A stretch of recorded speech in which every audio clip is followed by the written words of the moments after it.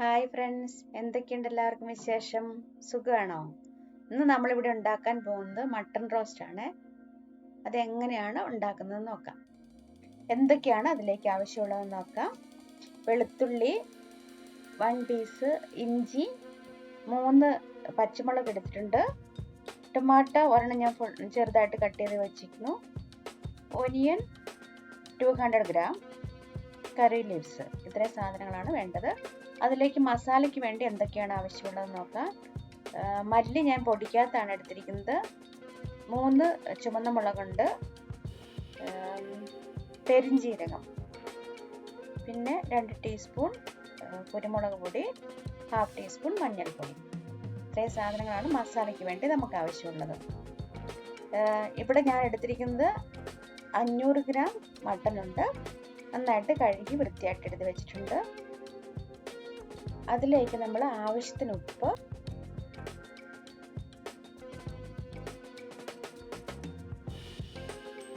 മഞ്ഞൾപ്പൊടി, കുറച്ച് കുരുമുളക് പൊടി, ഇത്രയും ഇട്ടിട്ട് നമ്മൾ നന്നായിട്ട് ഇളക്കി വെക്കുക.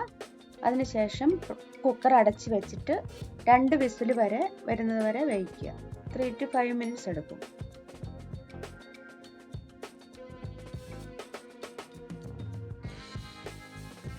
മട്ടൻ വേവിക്കാൻ വെക്കുമ്പോൾ നമ്മൾ ഒട്ടും വെള്ളം ഒഴിക്കുന്നില്ലേ. ഈ സമയം കൊണ്ട് നമുക്ക് മസാലയ്ക്ക് ആവശ്യമുള്ള സാധനങ്ങൾ റെഡിയാക്കാം. ഒരു പാൻ അടുപ്പത്ത് വെച്ച് ചൂടാക്കി കഴിയുമ്പോഴത്തേക്കും മല്ലിയും മുളകും കൂടി ഇട്ടിട്ട് നന്നായിട്ട് ഫ്രൈ ചെയ്യുക.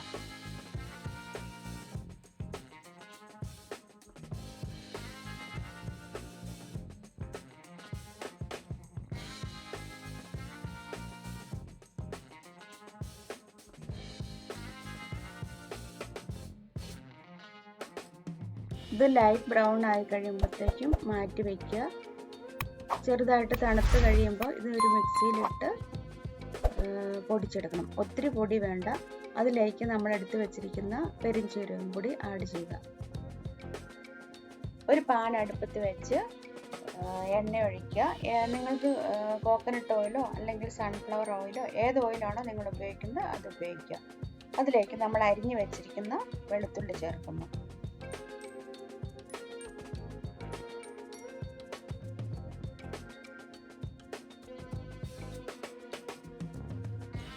അതിനുശേഷം ഇഞ്ചി, കറിവേപ്പില,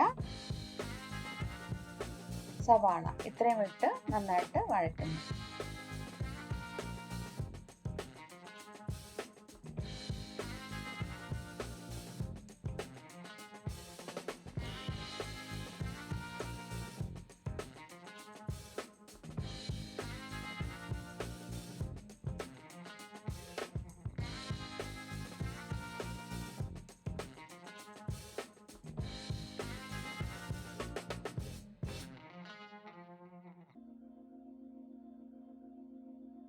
ഒരു ലൈറ്റ് യെല്ലോ കളർ ആകുന്നവരെ നന്നായിട്ട് വഴറ്റുക.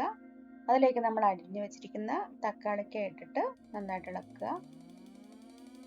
കുറച്ച് മഞ്ഞൾപ്പൊടി, പെപ്പർ പൊടി ഇത്രയും ഇട്ടിട്ട് നന്നായിട്ട് ഇളക്കുക. ഒരു 2 മിനിറ്റ്സ് അടച്ച് വെച്ച് വേവിക്കുക.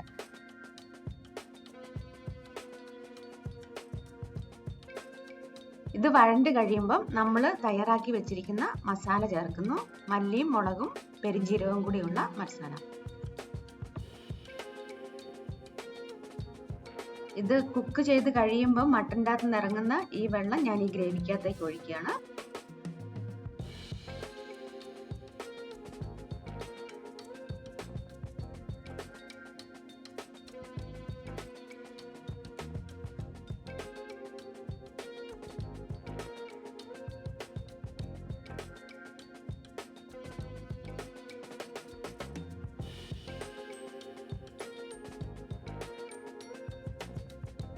നല്ല പേസ്റ്റ് ആയിട്ടുണ്ട്. ഇപ്പോൾ അതിലേക്ക് നമ്മൾ നേരത്തെ വേവിച്ച് വെച്ചിരുന്ന മട്ടൺ ഇട്ടിട്ട് നന്നായിട്ട് ഇളക്കുക.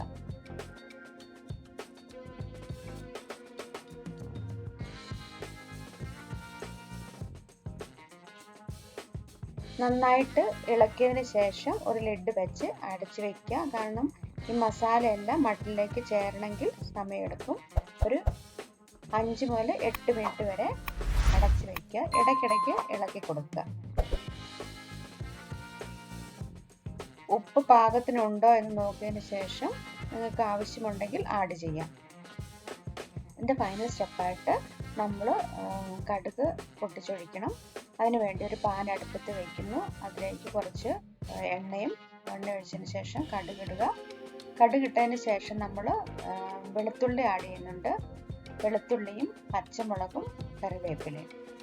പിന്നെ മട്ടൺ ടേസ്റ്റ്, മട്ടന് തേങ്ങ കൊത്തിയിടുന്നത് നല്ലതാണ്. ഈ കടുക് പൊട്ടിക്കുന്നതിൻ്റെ കൂട്ടത്തിൽ നമ്മൾ തേങ്ങ വറുത്തിടുന്നുണ്ട്.